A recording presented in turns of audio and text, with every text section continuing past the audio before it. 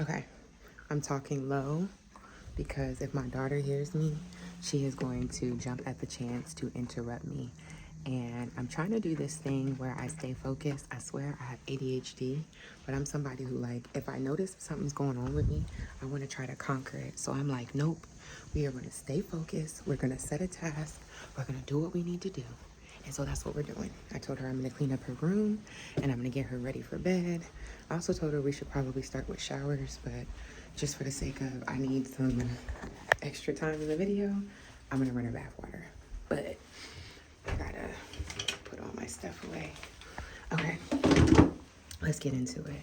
Being a teen mom is fucking hard, but what makes it worse was that I grew up in a Christian home. So early on, just being the teen mom that I was, being in the Christian home, I just didn't feel like I was good enough. I felt like I was a failure. I felt like I fucked up. And I felt like nobody really loved me or really like cared about me. There would be things that I would go through being a teen mom. My body changed. You know, as far as like once you have the baby, you don't have the perky boobs like all the 17, 18-year-old girls, obviously. You know, the people that you hang around, they don't want to hang around you anymore because they don't know how to be the friend that's the babysitting mom or the babysitting auntie. And now it's like the norm, but back then nobody wanted to be the babysitter, nobody wanted to be the auntie. And then the life that I lived was very private, not in the sense where we were private, but just my parents were not like big, you know, they would say being in the world. They were all about God, and everything we did was church, church, church. Adding another layer to that, once I got pregnant, even though we had already left the church, oh, my dad was the talk of the town. So now you add a layer of me being embarrassed. I remember being so embarrassed and feeling so insecure about my pregnancy that I used to wear a fake ring because it was 2007 that I was pregnant, and I would tell people that my son's father was in Iraq. I say all that to say that all of that affected me in how I chose my men. I would always choose men that looked like they were very confident, but there was an element subconsciously that I knew there was an insecurity. And there was a place and a point of them where they were emotionally unavailable. And I picked emotionally unavailable, and this was all subconscious, but God just put it in my spirit. I picked these people because a part of me somewhere deep down didn't believe that I deserve, to be loved. And so I would put myself in friendships where I'm like the person that's always the cheerleader because I don't deserve anybody cheering me on. Or I would put myself in situations where I was always the hype person and hey, how y'all doing? And because I just want to look like I'm the flunky and I'll be your friend. And I see it sometimes in my daughter and I'm just like, oh my God, please don't be that. But she's just a really friendly person. I think she has confidence, but she's just super friendly. We just got to work on that. But for me, it was just always like, you know, I'm just some dumb old, there goes dumb old Ray because I just wanted people to like me. And it wasn't like I wanted people to like me because if you didn't like me, I was big on fuck you, no matter what age I was at. Even though me and her used to get into it bad because she used to try to run shit with me. And I'd be like, girl, fuck you. And I'm not saying it to be like proud, but that has always been my personality. And again, me and my mother, we have a very different relationship where my dad and I are best friends. I can call him to be level-headed. He can always calm me down. He can always make me feel like, okay, Ray, look, think about where you are. Think about what you're giving up. Think about what you might be losing. He's that person, just like, stop, think about it. And I love that for myself, having such a great dad. But either way, say all that to say that my breakup with my daughter's father, it has been so long, and I really had to stop today and think because it is to the point where it's like, it's just messy. Like, it's not even fun anymore because it's just, is she watching my stuff? Like, I feel like they have these conversations where he lets it slide. She talk about me and I'm just like the crazy obsessed ex, but really like you're on my shit. Like, I don't know. I can't I don't know. I'm putting shit together because of things that he said and conversations I had that I had to be like, let me put two and two together. So I might be wrong off the wall, but whatever the case is, I put myself in this situation, allowing myself to go back to this guy that could only offer me sex. And when I say only offer me sex, he never took me on dates. He never, and I'm talking about throughout this process of healing between he and I. Even if he doesn't want to say he did anything wrong, it was a healing process for he and I both, where he wasn't the one that just had to be courted and everything. He had to earn his trust back with me too, but he would make it seem like it was just me. And he was, a little bit more talkative. Certain things I would bring up, my emotions, and he would just get overwhelmed and just be done with the conversation. So a lot of our relationship, where we could have just went over humps if we just talked it through, I was like the last thing that he wanted to do, talk to, be around, and I felt that. And so I stayed there when I should have left, and it made me angry, and it made me, and truth be told, every single time I would go off on him, it wasn't just for him. I'm going off on you. Forget the niggas that hurt me. But every single person that made me feel like shit in my life because of who I was, or because of me telling people how I feel. I'm somebody who's big on being open. If you have depression, if you haven't, just say it. Because you never know, you're helping other people, but also the people around you may still want to be around you. I fuck with my cousin because she's like, listen, I want to be your friend, but I can't be the everyday friend because I go through depression. Thank you. That's it. And being human enough to respect that boundary instead of me saying, okay, yeah, whatever, you have depression. Girl, I called you the other day and you didn't answer, and that's what I feel like in my life. My emotions and stuff have just been bulldozed. You want the other one? I knew you were. Was bulldozed over. So in conclusion, thank you, Stink. Do you have, yep, you got your soda and your straw. In conclusion,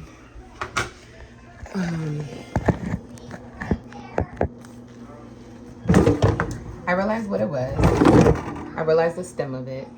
I realized that this is not just a regular, dating relationship. This is how I carry myself even at jobs. Like I always go in and I, don't speak my mind. This last job was the job I was like, y'all gonna hate me because I'm gonna talk up. I'm gonna be the rebel. I don't even want to be the friend. Me and my boss, it's been 4 months. We're so awkward with each other. I don't fuck with her. And she keep telling people, stop telling people I don't like you. Like, girl, you don't. You don't. Every single time I'm around you. But one thing she did do is start checking her tone, because I told her, I was like, she's like, oh, if you need anything, just tell us. Like, if you're on your phone texting your son, or you need to step out the classroom or something, or you need to eat, because we can't eat or be on the phone, so that's fine. But today I got caught eating, and I had a headache, and I had just took an antibiotic plus a Motrin, and I hadn't eaten anything, and I already had a headache. I'm like, at this point, I had a bowl of tuna fish, and I had it in my my purse, which is in my little locker thing, and I had the bowl of tuna fish for my lunch because my tuna fish was cold. I had put it in the back of the refrigerator and it was kind of like icy, so I did that on purpose because I'm like, should I leave it in my car? And I'm like, nah, it's 100 degrees today, so let me just bring it in. And they'll let you store stuff, but it's like the employee refrigerator doesn't get super cold. Like, people be opening it and stuff, so it's just like, I don't really expect. So I just kept my shit out. It's fine. That's gross to y'all. That's fine. Hearing it out loud, it may sound like it's a little gross, but it was good to me. It was fine. Everything was where it needed to be. By the way, this is my daughter's room. I know it seems like I'm just walking around, but I'm getting all of her grease, her pajamas and stuff out. I was looking for her house shoes, but then I stopped and I realized I'll just put her on some socks. She be wearing those house shoes out. No, we don't need the house shoes now. Anywho, I realized that I couldn't let go, and I was holding on to this relationship that absolutely did nothing for me at all. Because I wanted somebody to make me feel like I was good enough. I gave this man a baby. Choose me. I'm good enough. You know what I mean? Like, the way that this whole thing, and this is how I know it's God, he messed with somebody who had more money than me, was able to take him to Puerto Rico, to this place, that place. I can't do that. Like, genuinely, if a nigga ever came to me, he was like, listen, this is what I need, this is what I require. Even if I was a millionaire, I'm gonna just tell you straight up, I can't do that, sir. My dad, my mom, they're still married. My mother didn't court my dad. My mom went out. Mind you, this was my daughter's shoe. All of these are toys at the bottom, but all of this is shoes. And you can see the shoes are some piled on top of each other. But, and this is just a drawer that I had took out the bottom drawer thing. The little bottom one. I don't know if you guys can see it. It's hard to, yeah, that bottom. It was a little slack piece of wood there. I took that out. I moved this one that was right here. I just dropped it down one, which was the top of the bottom one. And then I took out the back. But this was a drawer. And I did it by myself. And that's another thing too, before I get into my next point, the last point I was trying to get into. Now that I'm thinking about it, he taught me how to do things by myself. Like, I just realized my strength. And I was telling my cousin, I'm like, you know, I went through my whole life where people told me I wasn't good enough, I'm not smart enough, I'm not this. And then I got through college, or I got to college, I went to all these different schools because I just really wasn't ready. I love education, I love to be educated. I just wasn't ready. And I'm not somebody that likes to waste my time. So if it's not something that I really like or I enjoy, I'm gonna, 9 times out of 10, it's gonna be like a dub for me. And I'm just gonna be bored. It's gonna be a waste, because I don't like staying in stuff that doesn't make me happy. I love that about me. I don't like wasting time. So if it's something that I feel like people could say I'm a quitter, I don't like wasting time. If I feel it already, like, yeah, if I'm questioning it, if I'm looking at it like, if it makes me feel, if it makes me sound, I don't want to do it. Yeah, I don't want that. I don't want that life. I don't want that life. No, I've already struggled enough. And again, I told her, I'm like, yeah, I put myself in this loop. Like, I'm not good enough and I can't do this. And, oh, I can't self-pace or self-teach myself. But then I've gone through so many different classes and courses for all the companies I had to work for over the years, where not only did I do it, but I excelled. Not only did I excel, but I, you know, went into positions of teaching or coming back and having to explain something to the group, or like, that's always been me. So why can't I do it for something else? So anyways, your girl is finishing her last project for the beginner's course for my cybersecurity certification. I do want to take my CompTIA Plus security, or security plus. I would like to do that one. And then I would also, once I do that, like, kind of see how the networking thing is. Computers is my shit.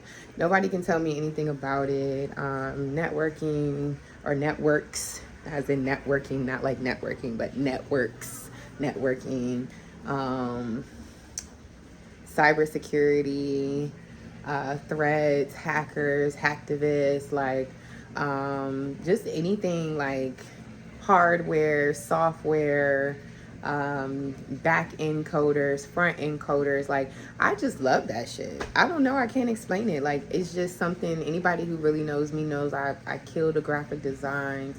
If I don't know how to do it, especially if it comes down to something graphically or like electronically, like, I'll figure it out.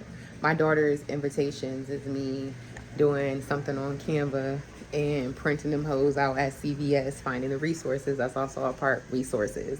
A cybersecurity, y'all would know, and also UX UI design, which I have my certification for UX UI design already. So I felt like I already did like the technical field when it comes down to graphic designs. I'm just not like a graphic designer. It was a UX UI designer doing the back end research, doing the ideation phase process, where you're coming up with the ideas, frameworks, all the other stuff, building the back end stuff. Again, you can't do back end coding, front end coding, all of the frameworks and stuff like that, how to move the one frame to the next when you're clicking on the website and you click the button that says click here and it takes you to the next page. That's actually something that you have to create to go from one spot to the next spot. It's just cool. Like, I love that. So I did that. I feel like I did the pretty version. Now it's like, let me go ahead and, I'm a cybersecurity. Yeah, that's what I am.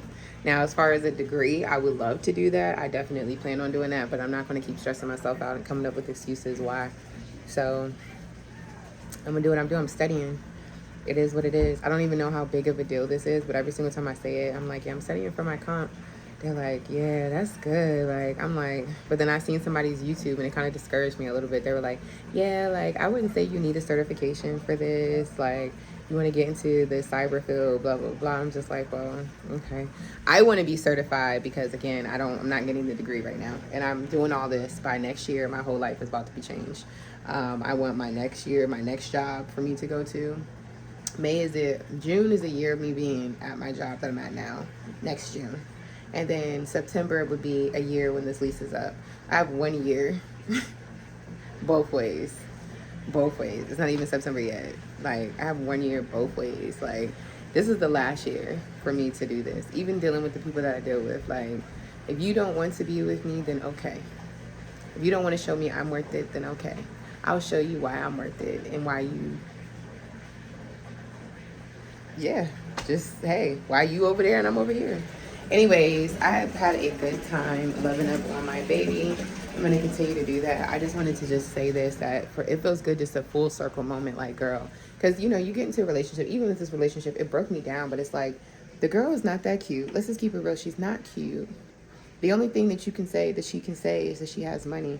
But it's like, and I thought of talking to my homegirl about this. I'm like, everybody's level of success is different, and what they find successful is different.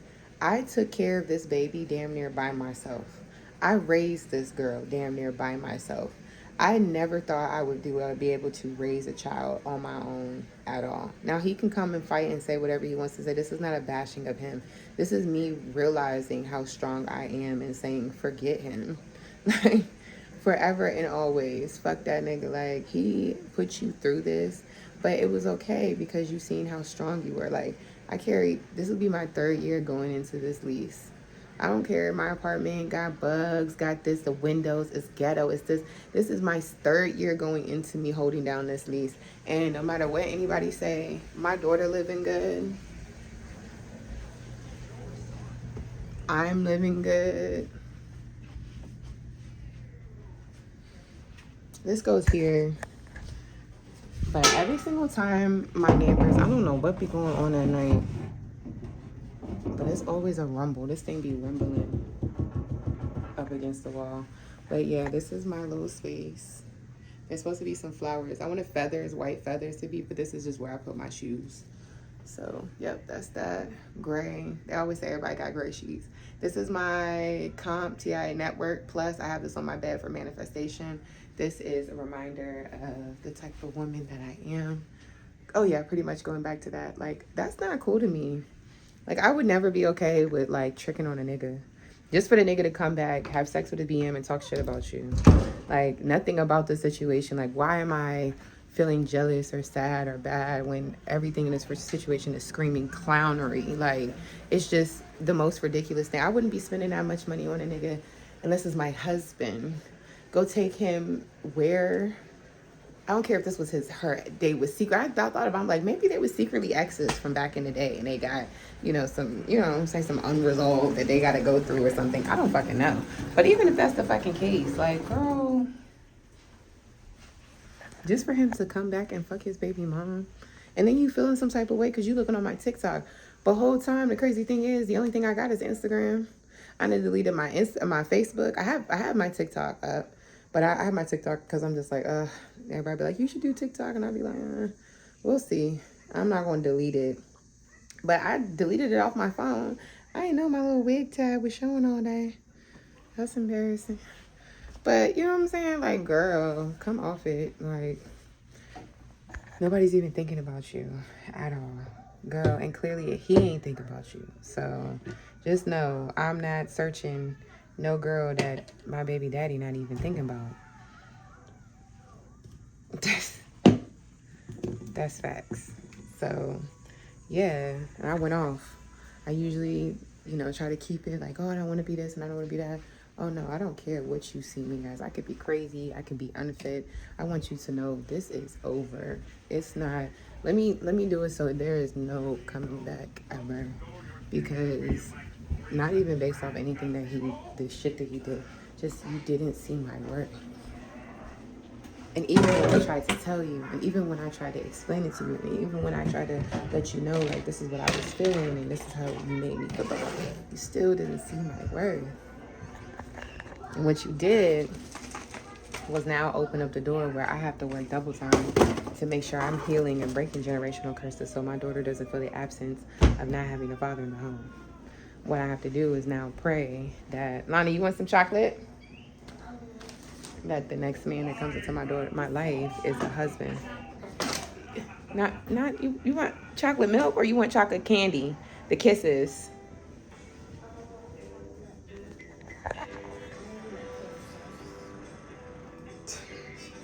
I said, Lana, do you want chocolate milk or you want the kisses? Here she go. I want the chocolate milk and the kisses. Girl. Dental appointments. Who set them up? Me. Medical insurance. Who is she on? Mine. Who had to figure out schools and switching school? Me. Who figures out all of the doctors and when she got to get her ears pierced? They pierce her ears. This is Chappie's computer. I do not want it broke. Do not touch it. Back up. I got her ears pierced when she was younger. She was too young and she kept messing with them. I got this one. I'm opening for you. She was too young. And she kept messing and pulling at him, and then they came out. So him and his mom decided to take her to the mall, mind you. Here, baby. I have doctors, like, it's free. Like, I mean, you have to pay for the earrings, but, like, why would you take her to that? If y'all wanted to do it that bad, honestly, y'all could have took her. I would have set up the appointment and y'all could have just took her. Like, the insurance and stuff was already on file. You didn't need anything. You could have just took her. Like, no. Oh, we was just walking in the mall and my mom seen it and she wanted to get her. First of all, why does your mom feel like you feel like it's comfortable enough for your mom to make those type of decisions? What if I wasn't ready? Which I wasn't, because the doctor had already let me know that when the baby's a certain age and then they rip their earrings out or whatever, and then you try to re-pierce it, then you'll be able to, it'll be at risk because of the scar tissue for it to keloid. She's a baby. It's not like she's grown where it's like, okay, just put a little peroxide on it and it's fine. She's a baby. So her tissues are like extra sensitive and it's scarred from somebody doing my baby's ears in the fucking mall. So now, let me show. And then I don't know if y'all can even tell. Turn around because I'm showing them your ears. This one's not the side. That's just a regular hole, not one. This one. Y'all see that? 2 different holes. And a keloid right here. So now we're good. We're good now. Okay, everything is back to normal. But we're setting her up for a doctor's appointment because her mom knows what's up. Her mom knows her. And I know about the scar tissue because she has my body too. He always so pressed about, oh, she got this and she like me. And oh, that's my sensitive skin like me. I'm just like, dude, she has another parent. Like me too, like me. No, like me. She a strong black woman like me. She gonna run shit like me. She gonna do big things like me. Period. She not ever gonna be simping for no nigga, like, ever. Like me. Period. Anyways, I'm just excited. I feel set free. That's really what it is. If it sounds like I'm talking shit, I'm really not. I wish everybody involved the best. I just know it couldn't be me. I seen a shirt and I was like, bitch. I was talking to my cousin, bitch, you gotta make this for me. She got her own little Cricut circuit, whatever y'all call it. It said something. It was like, delete his number and let Lil Ugly have him. Period. I was like, yeah, that's the one. Nobody worried about that horse face ass bitch. And they always be going to some ugly girl. And they probably gonna end up together and be married just because they sit in each other's toxic. They like that shit.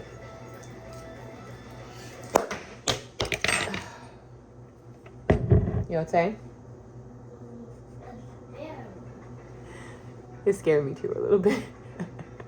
I'm about to have some champagne. It is 8 o'clock on the dot. So, yep, I'm about to get her in the bath, pour me some champagne, get her down by 8:30. That would be the goal. I want to submit my project by 9 o'clock and be told by 12 a.m. or before that I passed. Oh, this is gonna be I gotta go.